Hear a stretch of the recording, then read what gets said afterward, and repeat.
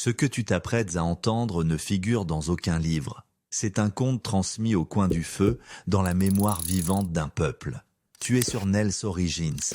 Abonne-toi et garde vivante la flamme de nos histoires.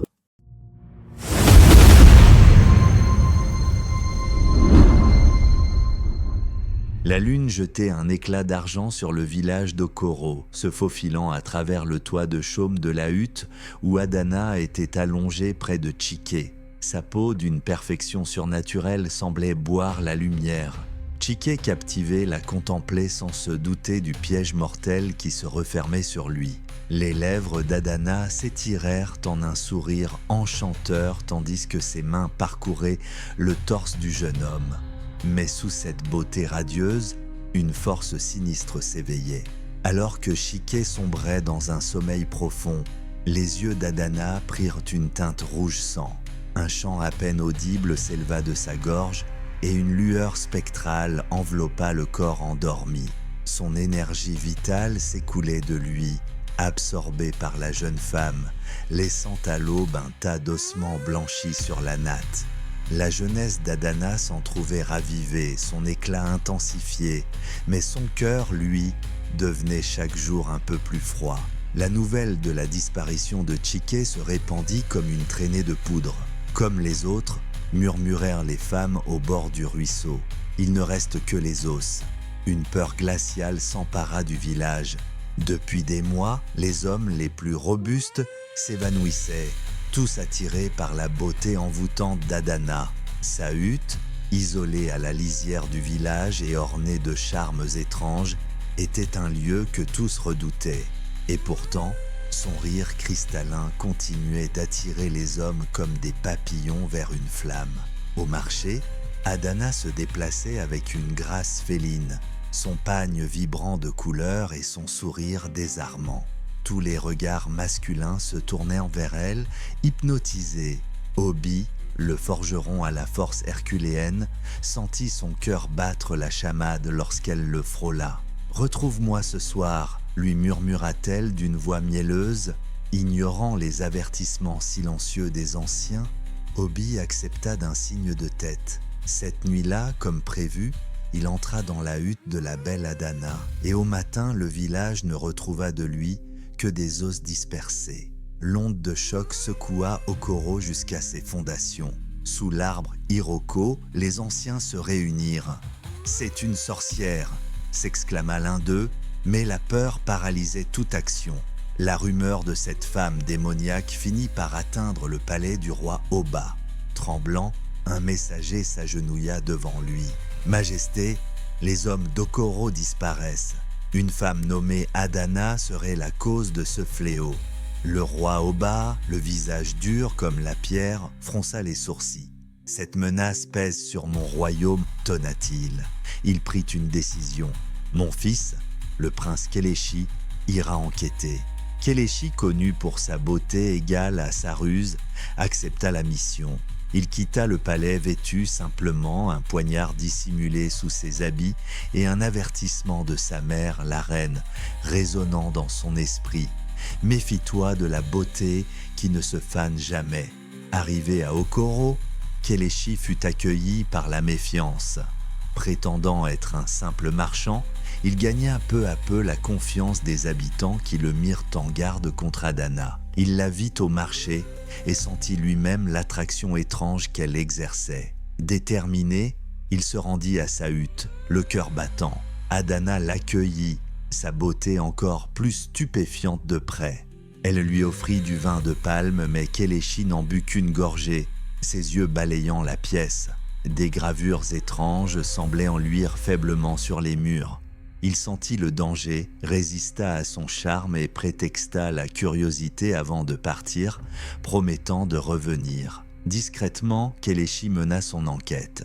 Une vieille femme, Maman Ngozi, lui confia à voix basse « Adana n'a pas toujours été ainsi. Elle fut changée par un étranger qui lui enseigna les arts sombres en échange de sa jeunesse éternelle. » Guidé par des empreintes suspectes, le prince découvrit dans la forêt un sanctuaire secret, un autel de pierre entouré de crânes et d'ossements.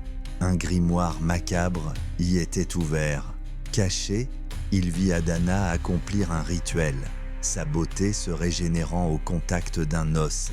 Le prince comprit alors la source de son pouvoir. Armé de cette connaissance et d'un charme protecteur offert par un enfant du village, Kéléchi retourna voir Adana. Cette fois, il était prêt. Durant leur conversation, il fit semblant de succomber à ses chants hypnotiques, mais un miroir placé discrètement lui renvoya le reflet véritable d'Adana, une créature décharnée et squelettique. Le choc passé, il quitta les lieux en jurant de la démasquer. Le plan de Kéléchi était audacieux. Il lui fit parvenir une fausse lettre d'amour, lui donnant rendez-vous au bord de la rivière pour la détourner de sa hutte et de son sanctuaire.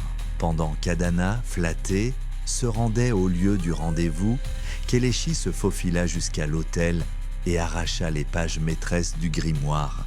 Sentant la profanation, Adana poussa un cri de rage qui fit trembler la forêt et retourna sur ses pas, les yeux flamboyants. Le prince s'échappa de justesse. Furieuse, Adana enleva un jeune garçon, Namdi, et lança un ultimatum au village « Livrez-moi le voleur ou l'enfant mourra ». Kéléchi se présenta, feignant de se rendre, alors qu'Adana, savourant sa victoire, se concentrait sur elle pour drainer sa vie. Les villageois, menés par Kéléchi, firent irruption et jetèrent du sel sur elle, un puissant répulsif contre les esprits. Hurlant de douleur, Adana fut momentanément paralysée. Kéléchi saisit le grimoire complet et courut vers le sanctuaire, la sorcière à ses trousses, sa forme oscillant entre la belle jeune femme et le monstre hideux. Devant l'autel, Kéléchi la confronta. « Pourquoi ?» demanda-t-il, le livre brandi au-dessus de la flamme sacrificielle. « La jeunesse exige des sacrifices !» cracha-t-elle, le visage tordu par la haine. Voyant qu'elle ne ressentait aucun remords, Kéléchi laissa le livre tomber dans le feu. Le grimoire s'enflamma dans un cri strident qui sembla venir des entrailles de la terre. Une brume noire s'éleva d'Adana puis se dissipa. Elle s'effondra, son pouvoir anéanti, son corps ayant repris son âge véritable. Le sort était levé. Devant les villageois partagés entre la colère et la pitié, Kéléchi prôna le pardon. Elle aussi fut une victime, expliqua-t-il. Lentement, la communauté d'Okoro commença à guérir. Adana, rongée par le remords, confessa ses péchés et demanda pardon. Touchée par sa sincérité, les habitants lui offrirent une nouvelle chance. Elle apprit à tisser, à soigner et devint l'une des leurs. Une nuit, l'esprit qui l'avait maudite revint une dernière fois, lui offrant une orbe lumineuse pour retrouver sa jeunesse. Mais en voyant le visage des enfants du village dans son esprit, Adana refusa. « Non !» s'écria-t-elle en brisant l'orbe. Une lumière pure explosa, bannissant l'esprit à tout jamais. Adana était enfin libre. Quand Kéléchi revint à Okoro quelque temps plus tard, il trouva un village florissant et une femme apaisée, dont la véritable beauté résidait désormais non plus dans son visage, mais dans son cœur pardonné et sa volonté de guérir les autres. La légende d'Okoro devint un conte transmis de génération en génération, un rappel que la vraie jeunesse est celle de l'âme et que même les ténèbres les plus profondes peuvent être vaincues par le courage et la miséricorde. Ces récits méritent d'être entendus partout. Aide-moi à les faire connaître. Clique sur s'abonner. Grande déduction. Un hit dans les veines, ton écran surchauffe. Chaque note est un diamant, le succès sans faute. Abonne-toi, clique, force est ton nouveau souffle. Ma chaîne, ton rituel, un lien qui se renforce.